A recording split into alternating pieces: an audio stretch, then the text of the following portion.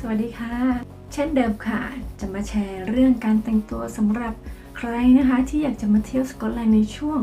ออทัมนะคะถ้าใครชอบสีส้มสีเหลืองสีแดงของใบไม้นะคะพื้นที่ก็จะเต็มไปด้วย3สีนี้นะคะถ้าชอบช่วงนี้ก็มากันได้เลยค่ะไม่มีอะไรสามารถหยุดเรานะคะถ้าเราอยากจะมานะคะเพียงแต่ว่าเราจะต้องเตรียมพร้อมในทุกสถานการณ์เท่านั้นเองนะคะเช่นเคยค่ะเลเยอร์ค่ะเลเยอร์นะคะช่วงที่นกมาสกอตแลนด์นะคะแรกๆเลยนะคะเป็นช่วงหน้าหนาวนกใส่เสื้อผ้านี้นะคะ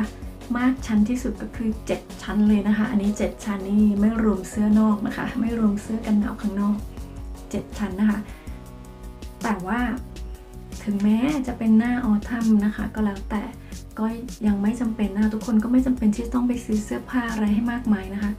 สิ่งสำคัญที่สุดก็คือเลเยอร์ค่ะหน้านี้นะคะสิ่งที่จะต้องเพิ่มขึ้นมาก็คือจัมเพอร์ค่ะจัมเพอร์ก็คือเสื้อไหมพรมที่เราเคยมีกันนี่แหละนะคะช่วงที่นกมาสกอตแลนด์ครั้งแรกนะคะนกทิ้งจัมเพอร์ไว้ที่เมืองไทยเลยนะคะเสื้อไหมพรมเนี่ยเพราะว่านกเข้าใจผิดนะคะว่าเสื้อไหมพรมไม่ได้ช่วยอะไรนะคะเพราะมันมีรูเยอะไงคิดว่ามันไม่จำเป็นเลยเพราะว่ามาอยู่ที่นี่มันจะหนาวมากถ้าเราใส่เสื้อไหมพรมนะคะแต่หารู้ไหมนะคะว่าความจริงแล้วเนี่ยเสื้อไหมพรมเนี่ยมันเหมาะกับช่วงออทัมแล้วก็หน้าหนาวมากๆเพราะอะไรคะเพราะมันจะช่วยเก็บความอบอุ่นของร่างกายไว้กับตัวนะคะกับตัวเราจัมเปอร์เนี่ยเป็นอะไรที่เหมาะมากสำหรับหน้าหนาวแล้วก็อากาศเย็นๆนะคะเพราะฉะนั้นแล้วจัมเปอร์ที่คุณมีนั่นแหละนะคะเอามาเป็นเลเยอร์เอามาเป็นหนึ่งในเลเยอร์นั้นด้วยนะคะก็คือเอาไว้ใส่ชั้นนอกสุดถ้าคนขี้ร้อนนะคะก็สามารถที่จะถอดได้นะคะก็จะเหลือแค่บางๆแบบนี้นะคะจัมเปอร์ก็จะมีหลายขนาดอีกเหมือนกันนะคะแบบหนาแบบบางต้องเป็นจัมเปอร์ที่หนานิดนึงหรือนะคะเสื้อกล้ามของเราเนี่ยจากที่เป็นผ้าฝ้ายธรรมดานะคะก็อาจจะเป็นเพิ่มเป็นแบบเสื้อไหมพรมนะคะนกก็มีเสื้อกล้ามที่เป็นไหมพรมนะคะแบบถี่ๆนิดนึงนะคะก็จะไม่มีรูกว้างแต่ว่ามันจะทำให้เราไม่อึดอัดไม่เพิ่มความหนานะคะเราเลือกเสื้อผ้าบางๆนี่แหละแต่ว่าหลายชั้นเข้าไปนะคะเพราะถ้าเราเอาหนาๆมาใส่ในหลายชั้นเนี่ยเราจะอึดอัดเองนะคะไม่ช่วยอะไรเท่าไหร่ถ้าเราจะหาเสื้อผ้าที่แบบหนาๆแล้วใส่ชั้นเดียวนี่นะคะมันไม่ได้ช่วยอะไรนะคะมันไม่ได้ช่วยให้เราไม่หนาวเพราะมันไม่ได้เก็บความอบอุ่นของร่างกายไว้เวลาที่เรามีความร้อนในตัวนี่นะคะสมมุติว่าเราต้องเดินขึ้นเขาขึ้นเนินเนี่ยค่ะที่นี่เราก็จะเดินเยอะนะคะเวลาเราเที่ยวนะคะจะเดินเยอะแต่นั่นก็คือเป็นสิ่งที่ดีนะคะการเดินเป็นการออกกำลังกายที่ดีและทำให้ร่างกายเรามีความอบอุ่นนะคะแล้วนั่นแหละพอเวลาเรามีเสื้อชั้นเยอะๆเนี่ยนะคะมันจะเก็บความอบอุ่นของร่างกายไว้ทำให้เราอุ่นนะคะได้นานนั่นเป็นเหตุผลที่เราควรจะมีจัมเปอร์ไว้นะคะหากคุณร้อนก็สามารถถอดได้นะคะส่วนหากคุณหนาวก็ใส่เข้าไปมันช่วยได้เยอะมากๆเลยนะคะปีแรกที่นกไม่มีจัมเปอร์เลยนะคะแต่พอปีต่อไปนะคะที่นกกลับเมืองไทยนกไปขนกลับมาหมดเลยนะคะมันเป็นประโยชน์มากเลยนะคะสำหรับเสื้อกันฝนช่วงนี้นะคะออทัมเนี่ยก็อย่างที่บอกนะคะสกอตแลนด์ก็ไม่มีฤดูฝนนะสกอตแลนด์ก็ไม่มีฤดูฝนแต่ฝนสามารถตกได้ทั้งปีนะคะแล้วก็หากโดยเฉพาะคนที่จะไปเที่ยวในป่าในเขาอะไรแบบนี้นะคะเลี่ยงไม่ได้นะคะก็อาจจะมีความเสี่ยงที่จะเปียกกันได้เพราะฉะนั้นเสื้อกันฝนจำเป็นมากๆค่ะแต่ช่วงออทัมนี้นะคะโอกาสที่ฝนจะตกมากกว่าสปริงซัมเมอร์นะคะเพราะฉะนั้นแล้วก็ควรจะดูว่าเสื้อกันฝนของเราเนี่ยสามารถกันน้ำฝนเนี่ยได้มากมายแค่ไหนนะคะก็ควรจะเลือกนะคะ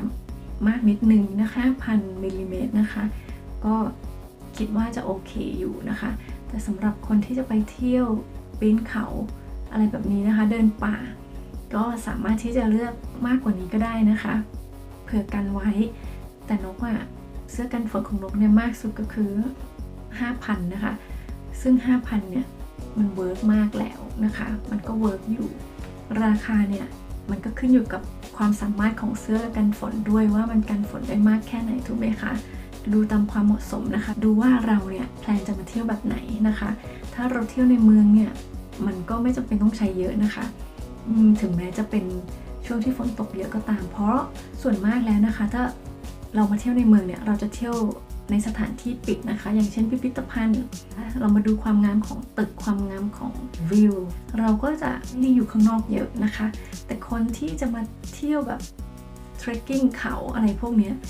มันก็จะมีข้อจำกัดนะคะถ้าเป็นเขาที่สูงๆหรือว่าปีนยากๆเนี่ยบางสถานที่ก็ไม่อนุญาตให้ขึ้นนะคะก็ต้องหาข้อมูลด้วยนะคะแบบนี้แต่บางที่ก็สามารถที่จะทำได้อย่างเช่นการเดินนะคะการเดินป่าแบบง่ายๆนะคะเรียบๆสำหรับครอบครัวหรือว่าคนที่มีเด็กหรือมีผู้สูงวัยนะคะก็สามารถเดินได้เพราะฉะนั้นก็จะต้องเลือกเสื้อกันฝนที่เหมาะกับสภาพอากาศนะคะอันนี้เสื้อกันฝนมันก็จะไม่ถึงขั้นที่จะต้องเป็นเต็นท์นะคะเพราะเต็นท์มันจะอยู่ข้างนอกตลอดเวลาแต่อีกสิ่งหนึ่งที่จะต้องคิดก็คือที่มันแห้งไวด้วยนะคะเพราะว่าถ้าเราออกทุกวันนะคะพอเรากลับเข้ามาเนี่ยมันก็จะเราจะแขวนมันไว้เนี่ยนะคะความสามารถของมันคือมันต้องแห้งไวนะคะเสื้อกันฝนบางชนิดนี่แบบแห้งยากด้วยนะคะอันนี้ก็ต้องดูนิดนึงนะคะแต่อย่างไรแล้วนกว่าที่นกอยู่มานี้นะคะ 5,000 มิลลิเมตรนะคะก็พอได้อยู่นะคะคนที่ไม่อยากจะเสียเงินเพื่อจะซื้อของแพงเกินไปนะคะและใช้ครั้งเดียวเนี่ยก็ประมาณนี้นะคะ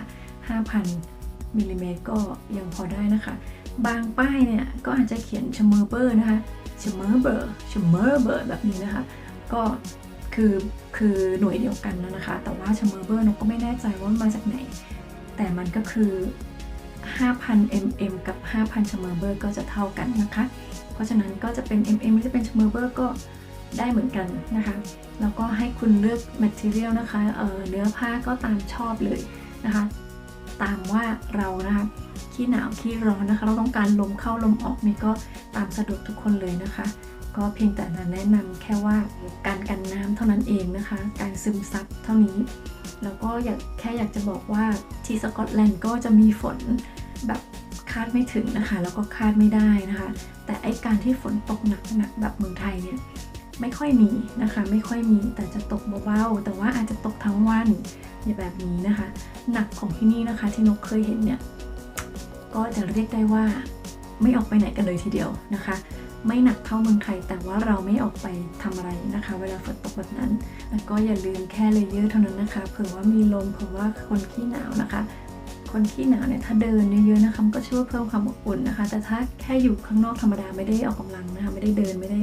ขี่จักรยานเนี่ยมันก็จะทำให้เราหนาวมากกว่าปกตินะคะนกก็หวังว่าคลิปนี้จะเป็นประโยชน์กับทุกคนนะคะถ้าชอบก็กดไลค์นะคะถ้าใช่ก็กดแชร์นะคะถ้าแคร์กันก็กด subscribe ได้เลยค่ะเป็นกำลังใจให้กันนะคะแล้วพบกันคลิปหน้านะคะกับการแต่งกายเพื่อมาเที่ยวในช่วงฤดูหนาวค่ะวันนี้ไปก่อนค่ะสวัสดีค่ะ